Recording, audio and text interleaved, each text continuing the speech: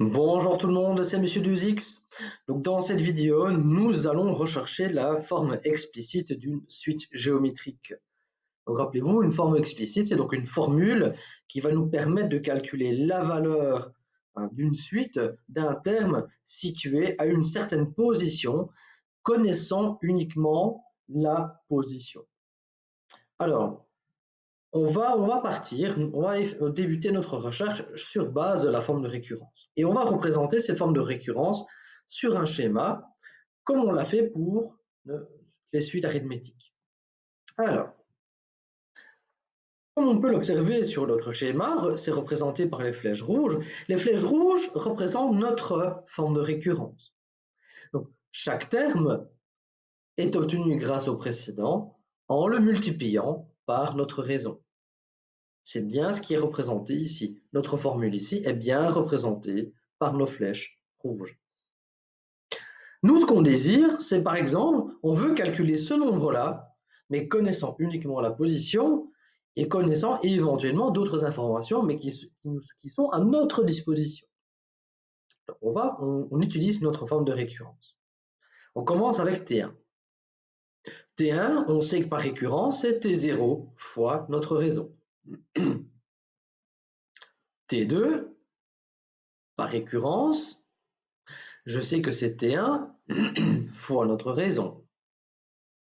Mais je sais que T1, c'est le T0 fois notre raison.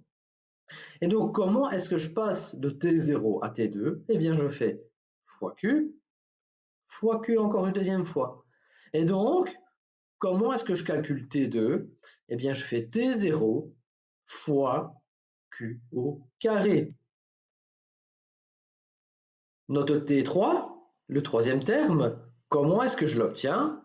Par récurrence, je sais que c'est le terme précédent, T2, fois notre raison. Mais notre T2, comme on l'a dit avant, c'est T2, T0 fois Q au carré.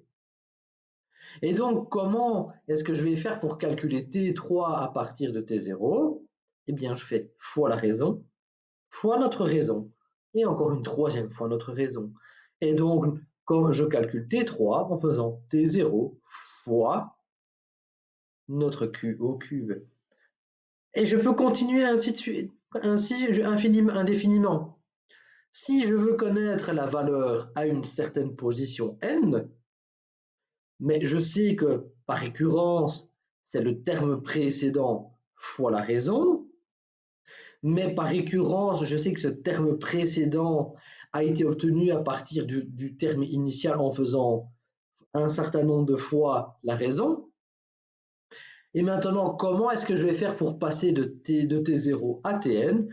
Eh bien, je vais compter le nombre de fois qu'il m'a fallu pour passer de T0 à Tn. Et donc, combien? C'est assez facile à trouver. Il suffit de compter. On en a n. Et donc, notre Tn, c'est T0 fois Q exposant n. Alors, on va faire la même explication, mais sur forme d'égalité. Peut-être que pour certains, ce sera plus simple. Donc, par définition, par récurrence, je sais que T1, c'est Q fois T0. T2, par récurrence, je sais que c'est Q fois T1. Mais comme on l'a écrit à la première ligne, T1, c'est Q fois T0.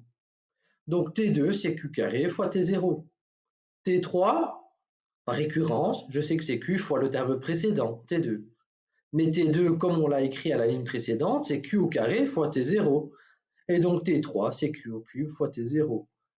Et donc remarquez que l'indice qu'on met au terme qu'on désire calculer correspond à l'exposant qu'on va apposer à notre exposant.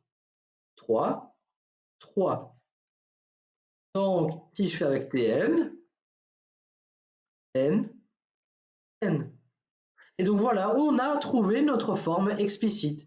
C'est bien une formule qui permet de calculer la valeur à une certaine position, connaissant la position n, et alors on a des informations supplémentaires, mais qui en général, sauf dans des exercices spécifiques, nous seront données. Donc la forme explicite d'une suite géométrique, c'est donc Tn égale T0 fois Q exposant N. Alors, on va appliquer cette formule sur quelques exemples. Alors, on considère une suite géométrique dont le terme initial, donc le T0, vaut 3 et la raison, petit q, vaut 2. Et donc, ce qu'on va faire, on veut calculer la forme explicite de la suite. Donc, ce qu'on va faire, on va prendre simplement la formule et on va remplacer le T0 par 3 et la raison q par 2. Ce qui nous donne cette formule ici affichée à l'écran. Et donc, si maintenant on veut calculer un terme particulier situé à une position particulière, par exemple, si je veux la valeur située à la 5e position, donc dans notre suite, je veux calculer le T5, donc T5, ce sera plutôt la 6e position, et soit ça, ce sera, je vous laisse faire le graphique, le dessin, hein, le schéma, ce sera plus simple. Donc le T5, ce sera 3 fois, que vaut notre indice, il vaut 5, donc ce sera 3 fois 2 exposant 5, donc 3 fois 32, donc 96. Sinon, vous faites le calcul et la calculatrice. Autre exemple, je considère une suite géométrique dont le terme initial est 10 000 et dont la raison vaut 3 quarts. Mais de nouveau, on va utiliser la formule et on va remplacer le T0 par 10 000 et le Q par 3 quarts, ce qui nous donne cette forme explicite suivante. Maintenant, si on désire calculer T4, donc qui représentera plutôt le 5e terme de notre suite, mais bon, comme je l'ai dit dans une vidéo précédente, parfois il y a certains cours ou certains bouquins, on commence à T0, d'autres à T1, donc voilà.